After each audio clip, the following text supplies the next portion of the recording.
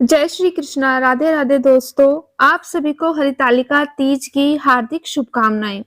हरितालिका तीज सौभाग्यवती स्त्रियां अपने सुहाग की लंबी उम्र के लिए और अविवाहित युवतियां मन मुताबिक वर की प्राप्ति के लिए इस तीज का व्रत करती हैं। और सबसे पहले इस व्रत को माता पार्वती ने भगवान शंकर के लिए रखा था। इस दिन सुहागिन महिलाएं अपने पति की लंबी उम्र के लिए निर्जला व्रत रखती हैं और फिर अगले दिन पूजा के बाद इस व्रत का पारण किया जाता है। तो आज की वीडियो में हम जानेंगे कि हरितालिका तीज की पूजा विधि क्या है, पूजा के नियम क्या हैं और पूजा की सामग्री क्या है और पूजा का शुभ मुहूर्त क्या है। तो वीडियो को आखिर तक जरूर देखिएगा, कहीं कोई जानकारी आपसे मिस ना हो जाए। हरितालिका तीज का आरंभ 17 सितंबर को सुबह 11:08 पर होगा और इसका समापन दोपहर में करीब 12:39 पर होगा। उदया तिथि की मान्यता के अनुसार यह व्रत 18 सितंबर को रखा जाएगा। हरितालिका तीज की सुबह की पूजा सुबह 6 बजे से रात को 8:24 पर होगी और उसके बाद शाम को प्रदोष काल में महिलाएं सज धज कर 16 श्रृंगार करके भगवान शिव और माता पार्वती की पूजा करती हैं। महिलाएं सुबह संकल्प लेकर हरितालिका तीज का व्रत आरंभ करती हैं और माता गौरी से अपने सुखी वैवाहिक जीवन के लिए प्रार्थना करती हैं। तो ये था हरितालिका तीज का शुभ मुहूर्त। अब जानते हैं हरितालिका तीज के व्रत की विधि और इसके नियम। हरितालिका पूजन प्रदोष काल में किया जाता है। प्रदोष काल यानी कि दिन और रात के मिलने का समय। सूर्यास्त के बाद के 3 मुहूर्त को प्रदोष काल कहा जाता है, यानी कि सूर्यास्त होने से 45 मिनट पहले का समय और सूर्यास्त होने के 45 मिनट बाद के समय को हम प्रदोष काल कहते हैं। अगर उस समय भगवान शिव और माता पार्वती की पूरे विधि विधान के साथ पूजा की जाती है तो हमें भगवान शिव और माता पार्वती की असीम कृपा प्राप्त होती है। हरितालिका पूजन के लिए शिव पार्वती, गणेश एवं रिद्धि सिद्धि जी की प्रतिमा बालू, रेत या फिर काली मिट्टी से बनाई जाती है। इसके बाद एक चौकी पर एक अष्टदल बनाकर उस पर थाल रखते हैं और चौकी के पास रंगोली भी बनाई जाती है। उस थाल में केले के पत्ते को रखते हैं और सभी प्रतिमाओं को केले के पत्ते पर रखा जाता है।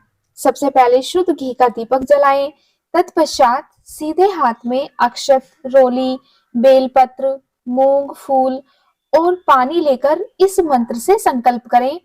उमा महेश्वराय सायुज्य सिद्धे हरितालिका व्रत मह करिष्ये।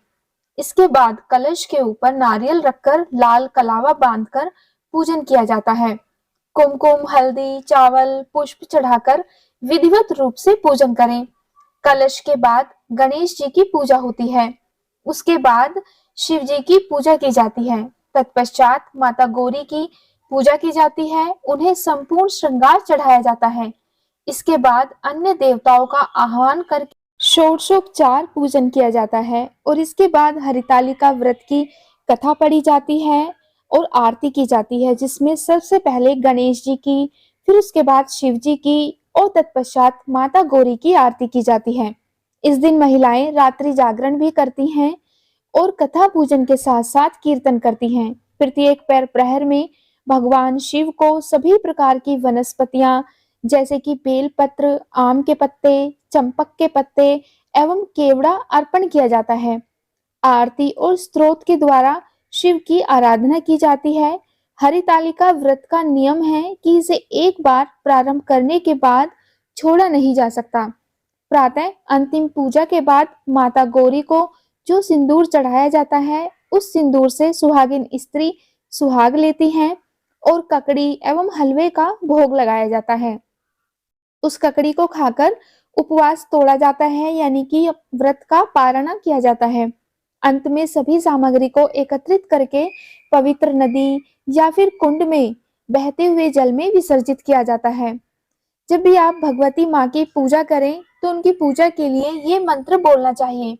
ओम उमाये नमः, ओम पार्वतीये नमः, ओम जगदात्रे नमः, ओम जगत प्रतिष्ठे नमः, ओम शांति रूपणे नमः, ओम शिवाय नमः। इसके बाद अगर आप भगवान शिव की आराधना करते हैं तो इन मंत्रों का आपको जाप करना चाहिए। ओम हराय नमः, ओम महेश्वराय नमः, ओम शंभवे नमः, ओम शूलपाणिये नमः, ओम पिनाक वृषे नमः, ओम शिवाय नमः, ओम पशुपतये नमः, ओम महादेवाय नमः और निम्न नामों का उच्चारण करके बाद में पंचोपचार या फिर जैसी भी आपकी सामर्थ्य हो उस विधि विधान से पूजन किया जाता है। पूजा दूसरे दिन सुबह समाप्त होता है, तब महिलाएं अपना व्रत तोड़ती हैं और अन्न को ग्रहण करती हैं। ये थी हरितालिका तीज व्रत की पूजा विधि। अब जानते हैं हरितालिका व्रत पूजन की सामग्री। फुलेरा विशेष प्रकार के फूलों से सजा होता है। गीली काली मिट्टी अथवा बालू रेत हम इस्तेमाल कर सकते हैं और केले का पत्ता चाहिए होता है। विविध प्रकार के फल एवं फूल पत्ते चाहिए, बेल पत्र चाहिए, शमी का पत्र चाहिए, धतूरे का फल चाहिए और धतूरे का फूल और तुलसी की मंजरी, जनेऊ चाहिए या और एक वस्त्र चाहिए शिव को पहनाने के लिए। माता गौरी के लिए पूरे सुहाग की सामग्री होनी चाहिए जिसमें चूड़ी, बिछिया, काजल, बिंदी, कुमकुम, सिंदूर, कंघी, महावर, मेहंदी आदि एकत्रित की जाती है। इसके अलावा बाजारों में सुहाग पूड़ा मिलता है जिसमें सभी सामग्री होती हैं। घी, तेल, दीपक, कपूर, कुमकुम, सिंदूर, अबीर, चंदन, नारियल और कलश। पंचामृत होना चाहिए जिसमें घी, दही, शक्कर, दूध और शहद अवश्य होना चाहिए। तो ये थी हरितालिका तीज की पूजा विधि में जो जो सामग्री चाहिए होती है वो सब सामग्री। इसके अलावा आप अपनी सामर्थ्य के अनुसार भी हरितालिका तीज व्रत कर सकते हैं। आज की वीडियो में इतना ही। अगर आपको वीडियो पसंद आई हो तो वीडियो को लाइक और चैनल को सब्सक्राइब जरूर करिएगा। जय गौरी माँ, जय शिव पार्वती।